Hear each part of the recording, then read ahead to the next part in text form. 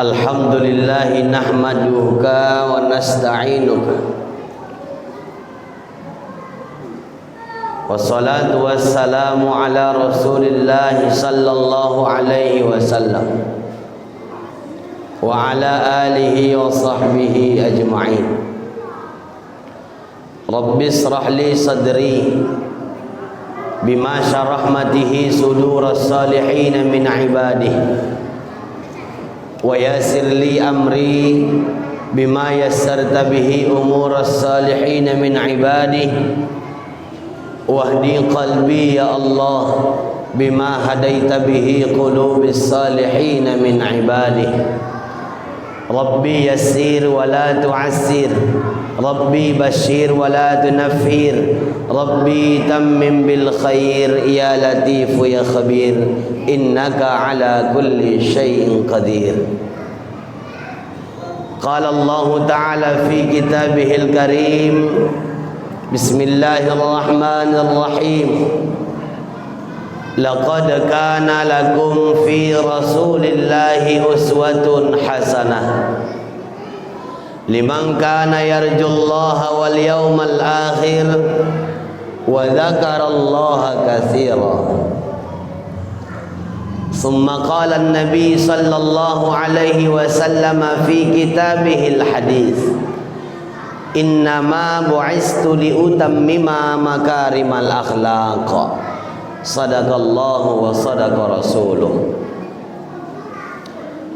Sudah layak dan pantas kita mensyukuri segala nikmat yang Allah titipkan kepada kita, baik dalam keadaan suka maupun dalam keadaan duka. Terkhusus di pagi yang mulia ini, tidak ada majlis yang paling mulia di hadapan Allah Subhanahu wa ta'ala kecuali majlis maulid Nabi Muhammad sallallahu alaihi wasallam. Mudah-mudahan dengan gembiranya kita menyambut hari maulid, gembiranya panitia membuat acara maulid, gembiranya masyarakat untuk hadir acara maulid, dari berbagai macam pelosok datang untuk mendengarkan kajian dan peringatan hari maulid. Dengan keagungan dan berkat kemuliaan Rasulullah, Allah jadikan kita orang yang mulia. Amin ya Rabbal. Amin ya Rabbal. Mudah-mudahan tidaklah kita keluar dari masjid ini kecuali Allah gugurkan segala dosa-dosa kita. Amin. Yang punya penyakit diangkat penyakitnya. Amin. Yang punya urusan sulit dimudahkan urusannya. Amin. Yang punya rezeki ditambah rezekinya. Amin. Yang punya suami soleh suaminya, yang punya bini soleha bininya, yang punya anak cucu keturunan soleh soleha, yang punya hajat qabul hajatnya, yang belum dikasih Allah anak dan cucu berkat salawat sama Nabi Muhammad, Allah berikan anak keturunan untuk kita. Yang mau pengen nambah bini, mudah-mudahan gak ada yang amin kan? Yang punya niat mudah-mudahan dimudahkan niatnya. Yang punya utang mudah-mudahan lunas. Cepat kali ngaminkan kalau utang. Mudah-mudahan duduk berkumpulnya kita hari ini kelak berkumpul lagi kayak gini menatap wajah Rasul di dalam surga. Amin ya Rabbal. Salawat dan salam kepada paduka alam yang mulia baginda Rasulullah Muhammad. Kelak di akhirat tak ada yang kita inginkan dan tak ada yang kita harapkan kecuali pertolongan Allah melalui syafaat Rasulullah sallallahu alaihi wasallam. Para alimil ulama, para ustaz, para khatib, para imam, tuan-tuan guru yang kami muliakan. Ketua FKSMM yang sama kita hormati Al-Ustaz Haji Muhammad Hendro SPDI SHI, kemudian Badan Kenajiran Masjid Taqwa beserta segenap jajaran kepengurusan yang sama kita hormati, dan seluruh BKM masjid yang hadir, Ketua PHBI yang sekarang tengok dalam keadaan berbalut tangan, Mudah-mudahan kecelakaan yang beliau dapatkan menjadi penebus dosa di hadapan Allah. Cepat sehat, cepat bisa beraktivitas lagi. Kepala desa yang sama kita banggakan, perawakan yang muda dengan brewok yang mantap. Teringat kayak Roma Irama. Wajah yang muda, kita butuh sosok pemuda memimpin sebuah daerah. Karena di tangan pemuda jayanya sebuah negeri. Pemuda adalah topangan yang sangat dahsyat untuk memajukan sebuah daerah. Kita doakan Pak Kades sehat selalu. Kita doakan berkah usia beliau, sakinah keluarganya, dikasih Allah keturunan yang soleh soleha, dan sayang sama rakyatnya, rakyat pun sayang kepada dia. Salam takzim juga kepada seluruh yang hadir, Satgas yang tak ada henti-hentinya untuk mengawal para ustadz pagi siang malam. Pagi di sini, siang nanti ada lagi, nanti malam ada lagi, tadi malam ada lagi. Kurasa nggak cocok bajunya satu. Selalu bang, kita juluk sedikit. Mudah-mudahan bisa ganti baju dari kepala desa. Dari kepala desa. Yang mana tahu kecamatan Mencirim, ada kecamatan Mencirim ya? Kecamatan Sunggal sama kecamatan Kutalim Baru, kepala desanya bisa sum-suman beli baju Satgas, ganti warnanya, ganti bajunya. Biar banyak. Kalau ini aja pagi siang malam sebulan udah bau. Seluruh yang hadir Bapak Ibu yang dimuliakan Allah Subhanahu wa taala, anak-anak remaja dan seluruh adik-adikku yang dirahmati dan dimuliakan oleh Allah Subhanahu wa taala. Aku tengok agak gelap pemandangan masjid ini. Memang gelap cuaca Ibu? Hah? Oh kecamatan. Oh terangnya. Walaupun aku datang kemari tadi banyak bisik-bisik tetangga yang kudengarkan. Ada mak-mak bercakap sambil nyender-nyender sambil selonjoran kaki. Kalau tengok gondrong. Kata tahunya aku. Di belakang tadi ada yang bercakap, di dalam ada yang bercakap. Gondrong. Ada yang bilang dari bonding itu dari bonding. Ada yang berantem sama kawannya, nggak dari bonding itu, samponya aja itu bagus. Ini cuma dipakai, ini rambut palsunya nih Bu. Habis ini kebukanya nih. Kalau gini gampang mengenalnya. Deli Serdang sama Kota Medan tak ada ustadz yang gondrong rambutnya kayak gini. Jadi kalau mau mengingat aku, ingat aja gondrongnya. Ustadz mana ceramah semalam? Ustadz gondrong. Pergi ke Masjid Baitul Salam pun tahu orang tuh. Ustadz gondrong yang ceramah semalam kan. Udah nggak usah paling ingat namanya. Apalah arti sebuah nama. Bu, kayak nggak semangat kali Bu tengok. Lemah, sudah belanja. Oh pantas. Aku yakin orang ini sengaja bawa duit nih Bang. Karena habis dari sini mau singgah belanja. Makanya dalam hati mama itu cepat nafus, nanti habis ikan, habis sayur, habis. Ustaz Hendro juga mau berangkat, ada acara arisan nanti jam 11. Mungkin nggak usah lama-lama. Udah Ustaz Hendro pulang, ngapain kita lama-lama sini? Jam 11 Ustaz Hendro sebelum jam 11 pulang, kita pulang semua. Pokoknya jam 11 kita udah bubar. Aku pun minta izin juga Ustaz. Sebelum zuhur aku mau berangkat. Sore ada acara di Sergi, malam di Batubara. Terus itu kejarkan ini. Kalau saya Hendro mau berangkat juga, kita mau berangkat juga. Ya Bu? Hei. Nah, sehat Bu? Yuk kita berangkat dari Al-Quran yang dibacakan qori kita tadi. Dalam Quran surah Al-Ahzab ayat 21, Allah Subhanahu wa taala menceritakan kepada kita sosok manusia yang paling dahsyat di dunia. Belum Allah ciptakan semuanya, Allah udah ciptakan itu manusia yang paling dahsyat. Bagaimanapun kedahsyatan yang diceritakan oleh ulama-ulama terdahulu tentang Nabi Muhammad, kalaupun diceritakan lagi sampai hari ini belum selesai. Saking mulia dan agungnya Nabi Muhammad sallallahu alaihi wasallam, dari ujung rambut sampai ujung kaki semua mulia. Allah sudah menjelaskan dan sudah memberikan garansi kepada kita bahwa contoh suri tauladan yang paling terbaik satu-satunya adalah baginda Nabi Muhammad. Laqad kana lakum fi Rasulillahi uswatun hasanah. Telah kutunjukkan, kata Allah, contoh suri tauladan yang paling terbaik di antara yang baik. Ada orang yang baik, tapi ada yang paling baik. Ada yang sempurna, tapi ada yang paling sempurna. Ada yang mulia, ada yang lebih mulia. Ada yang agung, ada pula yang lebih agung. Nabi Muhammad adalah manusia yang paling sempurna dari awal proses penciptaan sampai akhir kehidupan dunia.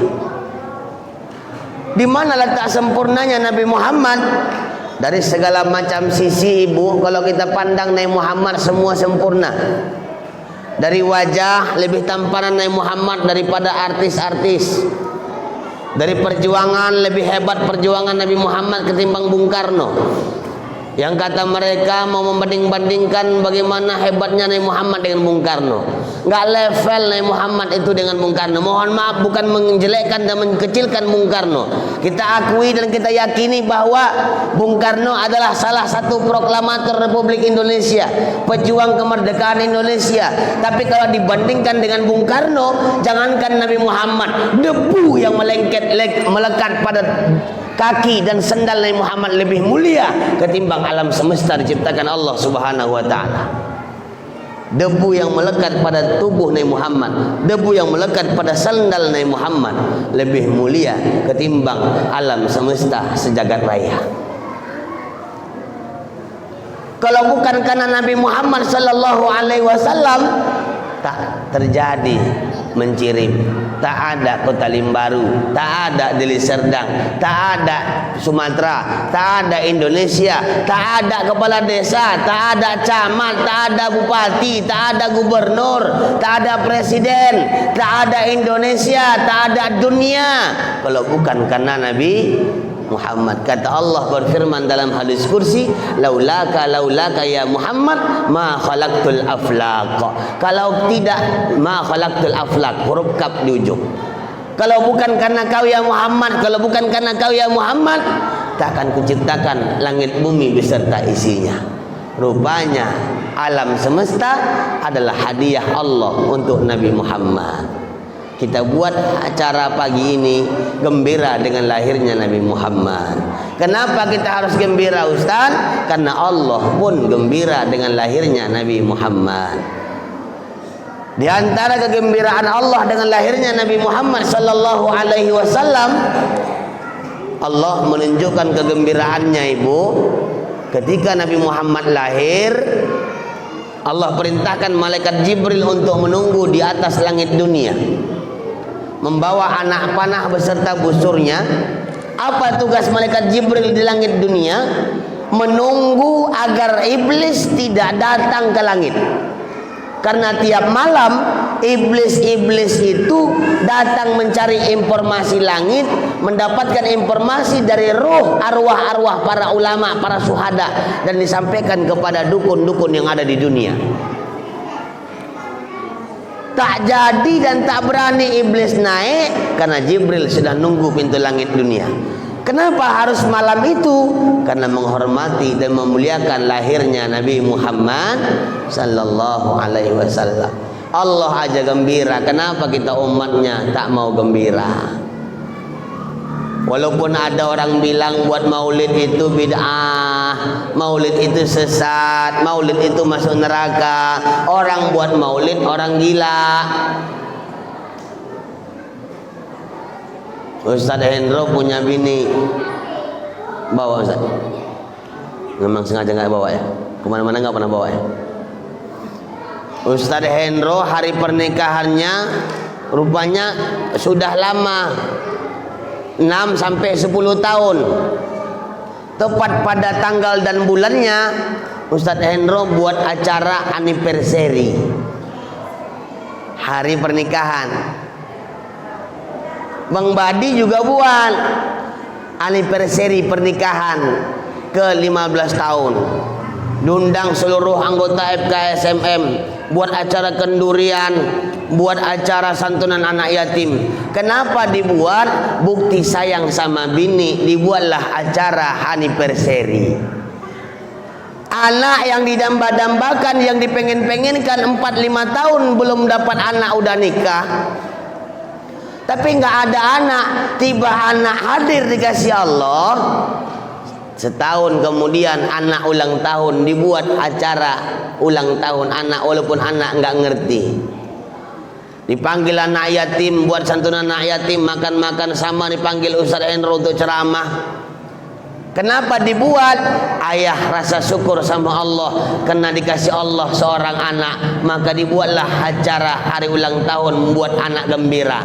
Mana dalilnya? Nggak butuh dalil untuk mencintai seorang istri, nggak butuh dalil untuk mencintai anak, nggak butuh dalil mencintai seorang suami. Kalau anak, istri, suami, tak butuh kita dalil untuk merayakan kegembiraan hadirnya mereka, padahal mereka tidak bisa memberikan syafaat di akhirat. Kenapa ketika Nabi Muhammad bisa memberi syafaat, kita rayakan, kita gembira menyambut hari lahirnya? Banyak orang minta dalil kepada kita. Katakan kepada mereka, mencintai Rasul tak butuh dalil, cukup rasa yang kita rasakan kepada Rasulullah. Hanya orang yang bisa merasa yang bisa mengerti arti rasa cinta kepada Rasulullah. Kalau sudah cakap tentang rasa, tak bisa kita bicarakan sama orang lain. Cukuplah yang merasa, itu yang merasakan. Cemana rasa kopi nih? Cuman aku yang tahu. Oh teh, pikir kopi. Orang ini kayak nggak ngerti selera segondrong. Pikir tadi kopi, udah nggak serapan, minum teh, masuk angin lah. Biasanya kemarin kan aku ceramah sini Ustaz Endro malam dipanggil Bang Arba'in, mana Bang Arba'in? Diajak Bang Arba'in kemarin. Sebelum ceramah Ustaz makan dulu. Biasa aku pikir kayak gitu, makanya nggak sarapan dari rumah. Pokoknya sampai kemarin nggak sarapan, tambah lagi teh, masuk angin lah aku. Aku bukan minta bu, nggak boleh Ustaz minta-minta, nggak boleh minta-minta, maksa pun nggak ada, kode-kode pun aku nggak berani kode-kode, cuman ngasih tahu, yang mana tahu lupa, berarti orang ini lupa.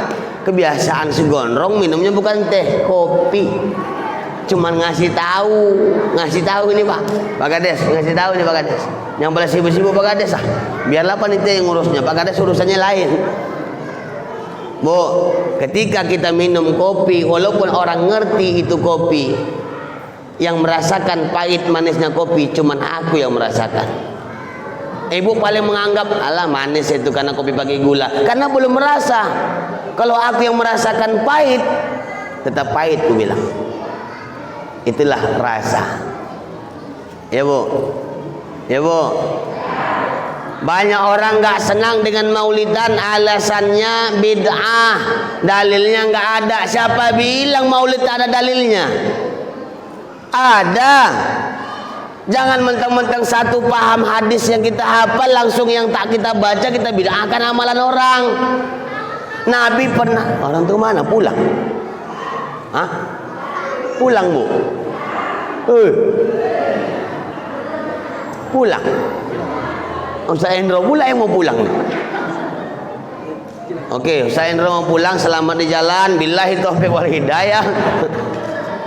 Betul Ustaz? Enggak karena aku kan? Enggak. Entah karena nengok muka aku. Iyalah. Ustaz ya, hati-hati di jalan. Ini kalau ada apa-apa bilang. Sampai mana tadi? Hah? Nggak ingat aku jadi dalil sampai oi maulid lupa aku jadi. Udahlah kita lewatkan ini lah. Nabi Muhammad SAW pernah ditanya, itu dia maksudnya, ditanya oleh sahabat, ya Rasulullah, kenapa kau puasa tiap hari Senin? Ini dalil nih Pak. Kenapa kau puasa tiap hari Senin ya Rasul? Ibu kan tahu ada puasa Senin Kamis ya bu. Yang biasanya banyak puasa Senin Kamis itu emak-emak. Karena kalau aku tengok ini Pak, aku bukan banding-bandingkan, enggak. Kalau ayah-ayah sama emak mencirim, lebih hebat emak-emak ibadahnya ketimbang ayah-ayah. Walaupun tiap minggu FKSMM buat acara. Yang lebih banyak hafal Quran emak-emak ketimbang ayah-ayah. Yang lebih sering puasa emak-emak ketimbang ayah-ayah. Enggak percaya aku buktikan. Bu ikuti ya. Bu ikuti ya, jawab. Sambung ayat. Bismillahirrahmanirrahim. Inna ayyuhal kautsar. Yuk. Inna kurang serentak. Qul ya ayyuhal kafirun. Hafal semua orang tuh dah. Oh Bapak, jangan mau kalah Pak, buktikan kalau betul. Ya Pak. Bismillahirrahmanirrahim. Inna fatahna laka fatham mubina. Yo Pak. Sadaqallahul azim. Dah mantap nih.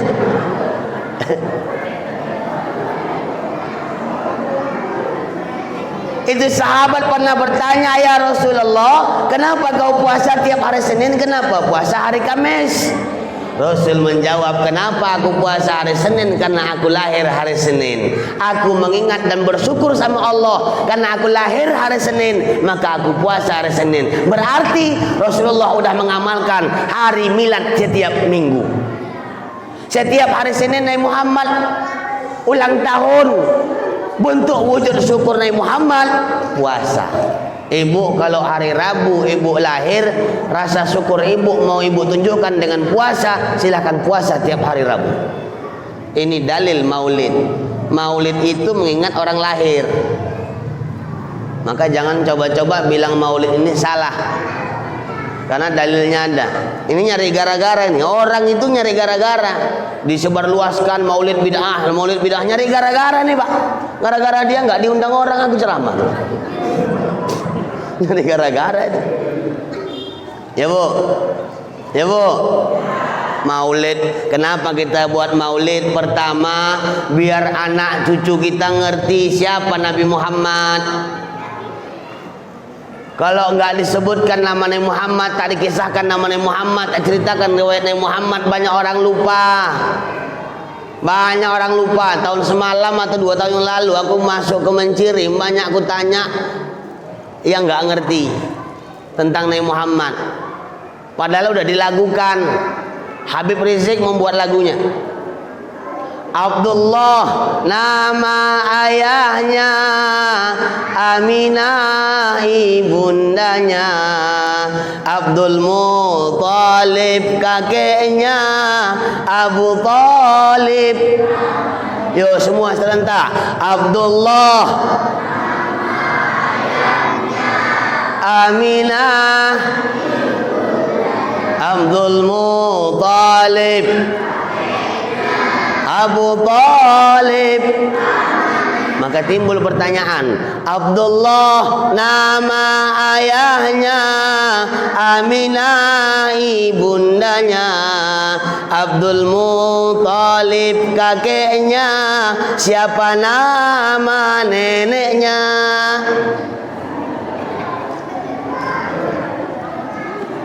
Siapa Bu? Nenek Muhammad siapa Bu? Bu, Ibu. Artis film Ikatan Cinta siapa Bu? Ah, Andin. Jawab. Andin. Bu, Nenek Muhammad. Nenek Muhammad. Pak, Nenek Muhammad. Bu, Pak, Nenek Muhammad. Lupa kita karena nggak diulang-ulang sejarahnya. Dan siapa guru Nabi Muhammad? Selain guru Nabi Muhammad, guru spiritualnya adalah malaikat Jibril. Ada guru zahirnya yang langsung bertatap, yang belajar ngaji, belajar ilmu, belajar pengalaman, belajar sejarah. Guru Nabi Muhammad adalah kakek kandungnya Abdul Muthalib. Dan siapa nama nenek Nabi Muhammad? Nama nenek Nabi Muhammad Fatimah binti Amar. Saking sayangnya Nabi Muhammad dengan neneknya bernama Fatimah binti Amar, anaknya diberi nama Fatimah Az-Zahra. Kenapa diberikan gelar Az-Zahra? Karena Az-Zahra adalah julukan bagi seorang perempuan yang seumur hidup tak pernah haid. Fatimah Az-Zahra. Sejarah-sejarah itu perlu diulas kembali agar kecintaan kepada Rasulullah tetap melekat pada diri kita dan anak-anak kita. Dibuat pun acara maulid tiap tahun, kadang banyak yang lupa, apalagi maulid dibid'ahkan. Itu yang pertama alasan buat maulid. Yang kedua, kenapa kita buat maulid? Karena cuma Nabi Muhammad yang bisa ngasih syafaat, Pak. Dalam doa kita minta isfa'lana ya Rasulullah, isfa'lana ya Rasulullah, isfa'lana ya Rasulullah, beri kami syafaat ya Rasulullah, minta sama Allah. Nabi Muhammad yang bisa ngasih syafaat, makanya dibuat maulid. Maulid Nabi Muhammad. Kalau seandainya kepala desa bisa ngasih syafaat, kepala desa kita buat maulidnya tiap tahun, Pak. Maulid kepala desa yang pertama, kedua, ketiga, FKSMM yang 30-an lebih masjid dan musola, tiap tempat buat maulid kepala desa. Kenapa tak kita buat maulid kepala desa? Kepala desa bermanfaat cuma di dunia. Itu pun kadang payah juga ya, Pak. Pada desa sana. Tapi Nabi Muhammad ngasih syafaat di akhirat yang tidak ada pertolongan kelak di akhirat kecuali pertolongan Allah melalui syafaat dari Rasulullah. Bu, rame-rame nanti orang Kutalim Baru rame-rame datang, semua warga FKSMM, semua warga Sunggal, semua warga Kutalim Baru rame-rame datang nyari pertolongan. Di akhirat kita nyari pertolongan anak yang kita banggakan, anak polisi nggak bisa manfaat. Harta banyak, orang kaya nggak bisa bawa harta. Oh, dia ustadz nggak mempan. Dia kepala desa, nggak bermanfaat. Sampai di sana rame-rame berbondong-bondong nyari pertolongan, Ibu. Datang kita sama Nabi Adam. Apa Ibu bilang? Ya Nabi Allah Adam, ya Abal Bashar, engkaulah ayah dari semua manusia. Tolong kami ya Adam, tolong kami, bantu kami nggak dapat pertolongan lagi, dosa kami banyak, amal kami dikit. Kata Nabi Adam, cu, minta maaf cu, aku nggak bisa ngasih tolong, karena aku juga pernah khilaf sama Allah. Pergi sama Nabi Nuh sana. Nabi Nuh itu pendekar, dia dari Satgas. Datang rame-rame datangi Nabi Nuh. Ya Nabi Nuh, tolong kami nampalah. Susah kali hidup kami tengok ini. Sikit lagi mau pertimbangan mahsyar Nabi Nuh. Kami tengok amal kami dikit, dosa kami banyak ya Nabi Nuh. Nabi Nuh bilang, aku nggak bisa nolong kalian. Anak biniku aja nggak bisa ku tolong, apalagi kalian. Pergi sana sama Nabi Ibrahim. Nabi Ibrahim datangi. Nabi Ibrahim bilang pergi sama Nabi Isa. Nabi Isa bilang, kalian umat siapa kok nyari tolong sama kami? Kami umat Nabi Muhammad ya Nabi Isa. Pergilah sama Nabi Muhammad. Aku nggak bisa dapat izin dari Allah. Surat mandatku dari Allah belum keluar. Cuma Nabi Muhammad yang bisa. Rame-rame kita datang sama Nabi Muhammad. Nabi Muhammad lagi duduk di singgasananya yang disiapkan Allah Ta'ala. Pada saat itu rame-rame kita isfa'lana ya Rasulullah, isfa'lana ya Rasulullah, isfa'lana ya Rasulullah. Minta tolong. Kata Nabi Muhammad, kalian siapa? Kami umatmu ya Rasul. Dulu di Masjid Taqwa kami pernah buat maulid. Kami dulu nyumbang acara maulid walaupun goceng. Kami selalu buat acara maulid kau ya Rasulullah. Kami senang dengan kau hadir ya Rasulullah. Kami selalu selawat sama kau ya Rasulullah. Apa yang dibuat Nabi Muhammad, Pak? Ini membuat terharu. Ketika itu Nabi Muhammad sujud di hadapan Allah, lengket dahi Rasul ke tanah. Kata Rasulullah, ya Rabb, bantu umatku ya Allah, bantu umatku ya Allah. Nengok Nabi Muhammad sujud, malu Allah Ta'ala. Apa kata Allah? Irfa ya Muhammad, angkat kepala kau ya Muhammad. Angkat kepala kau ya Muhammad. Jangan kau buat aku kayak gini Muhammad. Jangan kau sujud Muhammad. Angkat kepala kau. Apa yang kau mau ku kasih? Apa kata Nabi Muhammad? Ya Rabb, kasih tolong anak biniku, kasih tolong sahabatku, kasih tolong nih umat-umatku. Orang ini minta pertolongan. Alhasil Allah izinkan kita untuk mendapatkan syafaat dari Rasulullah. Nabi Muhammad itu nabi yang paling luar biasa sama umatnya, Pak. Nabi Muhammad itu paling cinta sama kita, Bu. Diceritakan dalam riwayat hadis yang begitu panjang, pernah suatu ketika ada laki-laki datang mengetuk pintu. Pada saat itu Rasulullah sedang sakit. Ibu, seumur hidup Nabi Muhammad nggak pernah sakit, cuman sakitnya 8 hari, itu pun demam, nggak corona ya, nggak demam. Karena sekarang dikit-dikit corona, dikit-dikit corona, demam dikit corona, suhunya naik corona, dikit corona. Tetangga kami sakit gigi ninggal corona. Apa pula hubungan gigi sama corona? Nabi sakit cuma 8 hari, itu pun sakitnya demam panas. Makin hari demam Nabi makin tinggi, makin hari demam Nabi makin panas. Datang suara ketuan pintu dari luar, mengucap salam, Assalamualaikum ya Rasulullah. Anak Nabi Fatimah buka pintu. Nampak sosok laki-laki yang pakai jubah putih, rambutnya panjang warna hitam. Kemudian wajahnya putih, auranya bercahaya. Di wajah dan di badannya tak nampak kayak orang yang sedang dalam perjalanan jauh. Keringat enggak, debu jalanan enggak ada. Kayak orang dekat singgah ke rumah. Apa kata Fatimah sama itu yang datang? Maaf ya Pak, ayah lagi sakit. Kalau bisa siang nanti Bapak datang. Kata dokter, ayah belum bisa dijenguk. Pintu ditutup, Fatimah masuk. Tak berapa lama pintu diketuk kedua kalinya. Assalamualaikum ya Rasulullah. Assalamualaikum ya Rasulullah. Fatimah buka pintu, masih orang yang sama. Maaf ya Pak, kalau nggak siang kepanasan, sore aja Bapak datang Pak. Ayah belum sehat total, butuh istirahat banyak. Pintu ditutup, Fatimah masuk. Pintu diketuk ketiga kalinya Pak, masih orang yang sama. Tak berapa lama Rasul nanya sama Fatimah, Nak, kenapa tak kau suruh masuk dia? Tahu ayah siapa dia? Tahu. Kenal ayah? Kenal. Tanda ya sama dia? Tanda. Apa tugasnya ya? Tugasnya itu Nak, pertama menjalankan perintah Allah, tak pernah membangkang, la ya'sunallah ma amaruhum wa yaf'aluna ma yu'marun.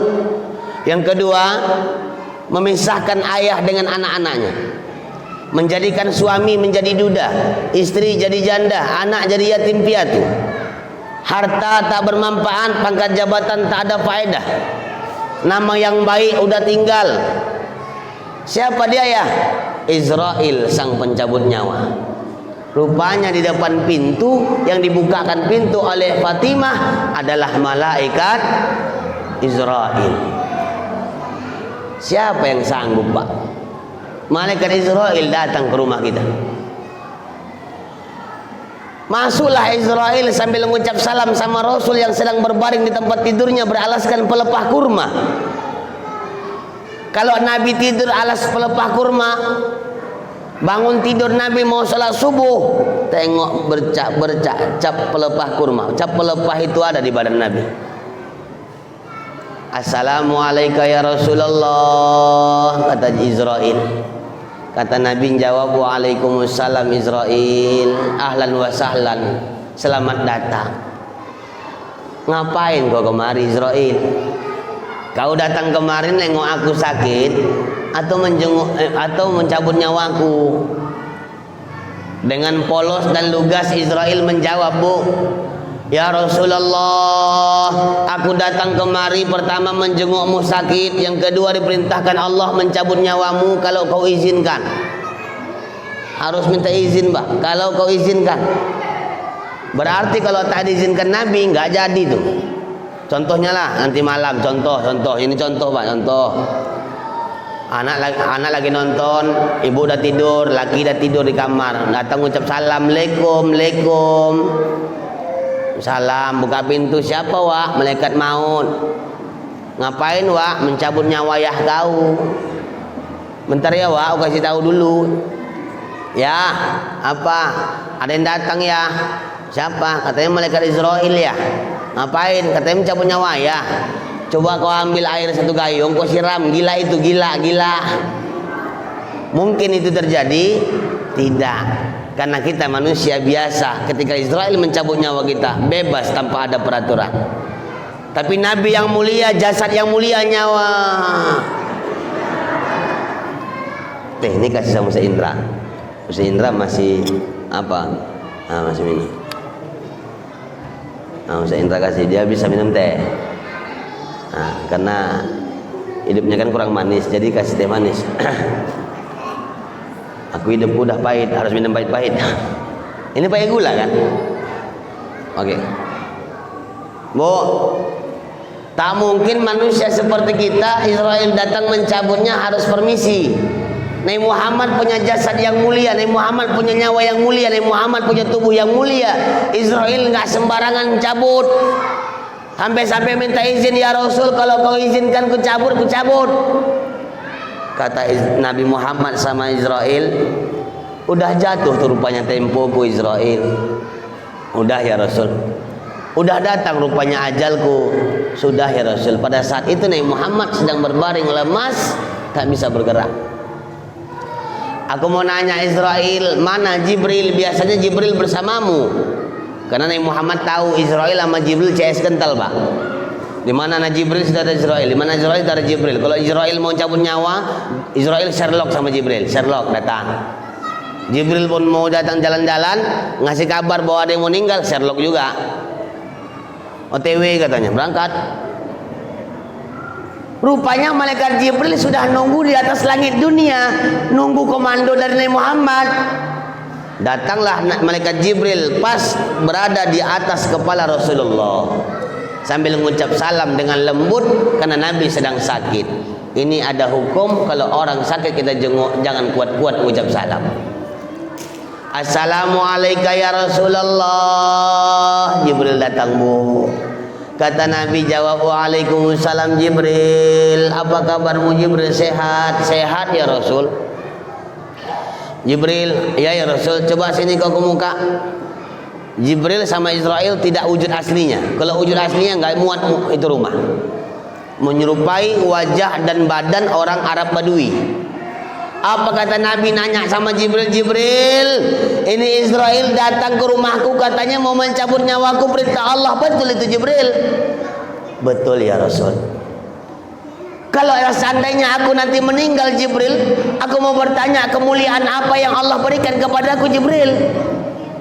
Jibril menjawab, ya Rasulullah, aku mendengar Allah Ta'ala berfirman bahwa ketika kau meninggal dunia, pintu surga udah terbuka lebar, langit udah terbuka lebar, bidadari-bidadari cantik sudah bersiap semolek-moleknya menyambut kedatanganmu ya Rasulullah. Fasilitas dan nikmat-nikmat surga pun udah disiapkan. Bahkan ya Rasul, Allah haramkan semua nabi masuk dalam surga sebelum engkau masuk terlebih dahulu. Kan enak tuh Pak kalau kita seandainya gitu. Datanglah dari sama aku Israel, contoh-contoh. Tapi nggak usah hari ini, nantilah nanti.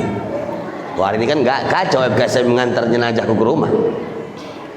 Datang aku kemari, Bukhari, mau mencabut nyawa kau. Apa sih yang dikasih Allah sama aku bilang. Oh, surga udah dibuka lebar, langit udah disiapkan, bidadari udah cantik-cantik, orang tuh bersiap menyambut kedatangan kau. Karena kecantikan bidadari surga 700.000 kali cantiknya daripada artis Indonesia di dunia ini. Bahkan tak dikasih orang Kota Limbaru masuk dalam surga duluan sebelum engkau, Bukhari. Kata malaikat, ku bilang apa ku bilang sama malaikat? Udahlah sekarang aja lah, sekarang. Itu kita. Apa jawab Nabi? Kata Nabi Muhammad dengan wajah lesu, Israel, Jibril, tolong, bukan itu yang mau kudengarkan dari kalian, bukan itu yang kuinginkan, bukan itu yang kuharapkan dari Allah Ta'ala. Kalau aku tak peduli. Yang kubutuhkan dan yang kuinginkan jawaban dari mulutmu wahai Jibril, ketika aku nanti meninggal dunia, bagaimana umatku yang ada di Kota Limbaru. Rasul masih ingat kita, Bu.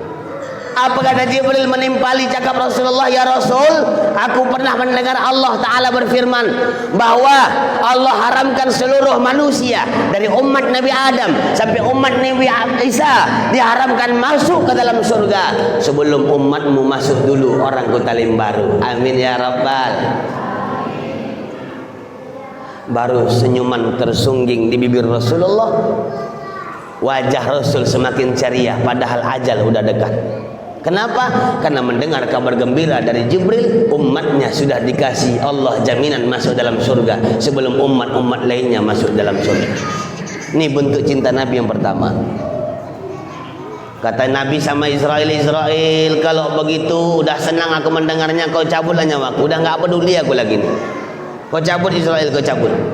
Ibu, proses pencabutan nyawa Rasulullah itu dilakukan perlahan, pelan, tapi pasti. Awalnya kaki Nabi masih bisa bergerak, tangan Nabi masih bisa diangkatkan di tempat tidur, wajah Nabi awalnya ceria, wajah Nabi memancar, mata Rasulullah memandang dengan pandangan kasih sayang. Jangan tanya Fatimah udah nyender, duduk di kursi nggak sanggup, nyender di tembok nggak sanggup, duduk jongkok nggak sanggup, nyender di bahu Sayyidina Ali suaminya juga nggak sanggup. Siapa anak yang sanggup menatap kematian ayahnya? Ketika proses pencabutan nyawa, malaikat Israel mencabut nyawa Rasulullah, Fatimah menyaksikan sangat luar biasa dahsyat, menetes air mata. Mulai perlahan nyawa Rasulullah dicabut, terus dicabut perlahan. Tak berapa lama kaki yang tadi awalnya bisa bergemetar, sekarang kaki udah kaku, tak bisa lagi bergerak. Tangan yang tadi masih bisa bergerak, ini tak bisa lagi mau diapa-apakan. Wajah Nabi yang tadinya masih enak dipandang, sekarang udah pucat pulas. Bibir Nabi sudah membiru, saking kan menahan sakitnya sakaratul maut. Mata Nabi sudah mulai tak bisa berkaca-kaca lagi. Air mata udah bercucuran, keringat sudah membasahi badan. Sudah hampir habis nyawa Rasulullah sallallahu alaihi wasallam. Di tengah-tengah, di hampir penghujung, Rasulullah bilang sama Israel, intazir Israel, intazir, tunggu Israel, tunggu. Ada apa ya Rasulullah? Apa lagi yang ditunggu? Nabi Muhammad bertanya sama Jibril, bertanya sama Israel, Israel, aku mau bertanya kepada kalian. Apa ya Rasulullah? Beginikah sakitnya sakaratul maut ya Jibril? Beginikah sakitnya sakaratul maut ya Israel? Padahal Nabi Muhammad kekasih Allah, Pak. Nabi Muhammad maksum, bebas dari dosa. Nabi Muhammad dicintai, dijaga, dilindungi, disayang Allah. Tapi sakaratul maut tetap merasakan sakit. Kata Jibril sama Nabi Muhammad, ya Rasulullah, kalau seandainya ini tubuh disayat-sayat, kalau seandainya tubuh ini dipotong-potong, kalau tubuh ini ditusuk-tusuk pakai pisau ya Rasulullah, sakit yang dirasakan belum seberapa dibandingkan sakit sakaratul maut. Bahkan ya Rasulullah, ini kulit kayak dikuliti ya Rasulullah, belum sebanding dengan dahsyatnya sakit sakaratul maut. Apa kata Rasul mendengar penjelasan Jibril? Jibril, kalau begitulah sakitnya sakaratul maut, kalau begini sakitnya sakaratul maut, tolong kau sampaikan sama Allah sekarang Jibril. Sekarang tolong kau kabarkan sama Allah. Sekarang tolong kau sampaikan sama Allah, kalau seandainya umatku ketika ajal mereka datang, kematian mereka tiba, hukum mereka sudah datang, Jibril bilang sama Allah, sakit sakaratul maut mereka jangan dikasih sama mereka, biar aku yang nanggung hari ini sekalian umatku ya Jibril. Sampaikan Jibril, aku rela, aku redha, aku ikhlas menanggung sakitnya sakaratul maut semua umatku, biar kutanggung hari ini, biar ku bawa sampai mati. Menangis malaikat Jibril mendengar Rasulullah bicara. Padahal Jibril adalah malaikat, malaikat tak punya nafsu. Sedih adalah bagian dari nafsu. Balik wajah Jibril sambil meneteskan air mata. Nabi Muhammad bertanya, Jibril, kenapa tak mau kau pandang wajahku? Kenapa tak mau kau tatap wajahku? Sudah muakkah kau melihat wajahku Jibril? Pandang wajahku Jibril untuk yang terakhir kalinya. Mungkin ini adalah pandangan perpisahan di antara kita Jibril. Dalam keadaan berbalik wajah dan meneteskan air mata, Jibril menjawab dengan suara terisak dengan tangisannya, ya Rasulullah, tidak ada satu makhluk hidup di dunia ini yang sanggup menatap wajahmu ketika sakaratul maut. Semua masyarakat, kerabat, andai taulan dan sahabat-sahabat di rumah Rasulullah menangis histeris. Ada yang pingsan menangis, ada yang menjerit histeris, ada yang tak sanggup berkata-kata. Bahkan diceritakan dalam riwayat ada yang meninggal dunia karena saking sedih dengan meninggalnya Rasulullah sallallahu alaihi wasallam. Tak pernah terjadi banjir air mata di kota Mekah kecuali ketika Rasulullah meninggal dunia. Tak berapa lama Bapak Ibu yang mulia, nyawa Rasul perlahan pun dicabut. Sudah mau hampir habis nyawa Rasulullah. Sudah tak sanggup lagi Rasul berkata-kata apa-apa lagi. Namun bibir Rasul bergetar seakan-akan ingin menyampaikan sesuatu perkara. Sayyidina Ali karamallahu wajhah, menantu Rasul sekaligus sahabat Rasul, hadir pada saat itu di kamar Rasulullah. Nengok bibir Nabi gemetar, dia paham apa maksud gemetarnya bibir Rasulullah. Berarti ada sesuatu yang mau disampaikan. Didekatkanlah kupingnya di bibir Nabi yang mulia, terdengar dua wasiat. Usikum bisolah wa ma malakat aimanukum. Jaga solatmu dan berlemah lembutlah sesamamu. Tak berapa lama gemetar lagi bibir Rasulullah yang kedua kalinya. Didekatkan lagi kuping Sayyidina Ali, terdengar sebuah ungkapan, ummati, ummati, ummati, umatku, umatku, umatku, kata Rasulullah. Riwayat hadis satu menjelaskan, setelah menyebutkan nama ummati, ummati, ummati, Rasulullah pun mengembuskan napas terakhir. Redaksi hadis lain mengatakan 3 hari setelah itu Rasulullah pun meninggal dunia. Lahir 12 Rabiul Awal, meninggal 12 Rabiul Awal. 62 tahun umur Rasulullah menurut miladiah, 63 tahun menurut hijriyah. Rasulullah mengembuskan napas terakhir. Goncangan terjadi di kota Mekah. Banyak orang kehilangan, banyak orang yang kacau balau, banyak orang tak tahu lagi kemana arah tujuan. Mau bertanya kepada siapa, tak ada tempat untuk bertanya. Mau curhat tak tahu, karena selama ini mereka curhat dengan Rasulullah sallallahu alaihi wasallam. Bapak Ibu yang mulia, Rasulullah adalah seorang suami, punya 11 orang istri. Dalam kitab Aqidatul Awam, 11 istri Nabi Muhammad sallallahu alaihi wasallam. Namun Nabi ketika menghembuskan napas terakhir tak pernah menyebut nama satu orang istri pun. Nabi punya anak yang begitu banyak. Ketika mengembuskan napas terakhir, Nabi Muhammad tak pernah memanggil nama anak-anaknya. Nabi seorang jenderal, Nabi seorang pangkostrat, Nabi seorang panglima, Nabi seorang khalifah, Nabi seorang presiden, Nabi seorang warga.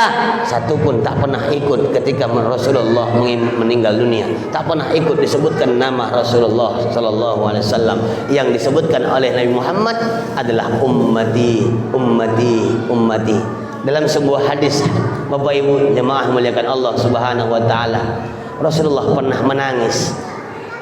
Rasulullah pernah menangis di hadapan para sahabat. Sampai-sampai sahabat pun bingung, ada apa dengan tangisan Rasulullah sallallahu alaihi wasallam. Apa kata Nabi Muhammad sallallahu alaihi wasallam? Aku rindu dengan kekasih-kekasihku. Aku rindu dengan kekasih-kekasihku. Mereka adalah orang yang mulia. Tahukah kalian wahai sahabatku siapa orang yang paling mulia? Tahukah kalian siapa orang yang paling mulia? Sahabat menjawab, ya Rasulullah, kamilah yang mulia. Kata Nabi, sudah barang tentu kalian mulia wahai sahabatku, karena kau tengok aku, kau beriman sama aku, kau jalankan syariatku, pantas kau hidup kau mulia. Terus siapa lagi yang mulia, kata Nabi? Yang mulia itu ya Rasul adalah malaikat. Oh sudahlah, pasti malaikat itu mulia, karena malaikat itu tak pernah membangkang perintah Allah, selalu ikut sami'na wa ta'na sama Allah. Sahabat pun bertanya pula, ya Rasul, lantas siapa pula orang yang mulia itu ya Rasul? Siapa kekasih kau itu ya Rasul? Kata Nabi Muhammad, mereka adalah orang yang kumuliakan. Aku cinta dengan mereka, aku rindu dengan mereka. Siapa mereka? Mereka adalah umatku yang ketika hidup tak pernah menengok wajahku, tak pernah mendengar kalamku, tak pernah mendengarkan sabdaku, tak pernah langsung hidup bersamaku, tapi mereka menjalankan syariatku. Mereka ingat sejarah hidupku, mereka buat maulidku. Aku rindu dengan mereka. Ternyata Bapak Ibu yang mulia, Rasulullah pun rindu dengan kita. Maka jawablah kerinduan Rasulullah dengan memperbanyak ucapan salawat kepada Rasulullah, agar kita dipanggil oleh Allah dalam kerinduan kepada Rasulullah sallallahu alaihi wasallam. Bapak Ibu yang mulia, belum sampai situ cinta Rasul kepada kita. Ketika Rasulullah sallallahu alaihi wasallam di akhirat diperintahkan Allah masuk dalam surga terlebih dahulu sesuai dengan janji malaikat Jibril. Ketika Rasulullah masuk ke dalam surga, Rasul masuk langsung keluar. Allah bertanya, ya Muhammad, apakah kurang fasilitas surga? Apakah kurang perlengkapan surga yang kuberikan kepadamu sehingga kau langsung keluar? Nabi Muhammad bilang, udah lengkap ya Allah, udah sempurna ya Allah. Terus kenapa kau cepat keluar ya Muhammad? Kenapa kayak enggak betah kau ya Muhammad? Nabi Muhammad mondar-mandir dalam surga, Pak, kayak enggak betah dalam surga. Apa kata Rasulullah? Ya Rob, indah sangat surga ini, sempurna betul pemandangan surga ini. Kenapa aku enggak betah? Kenapa aku enggak enak rasaku tinggal di surga? Karena aku cari-cari umatku enggak ada ya Allah. Umatku enggak pernah kutemukan di sini ya Allah. Mana umatku?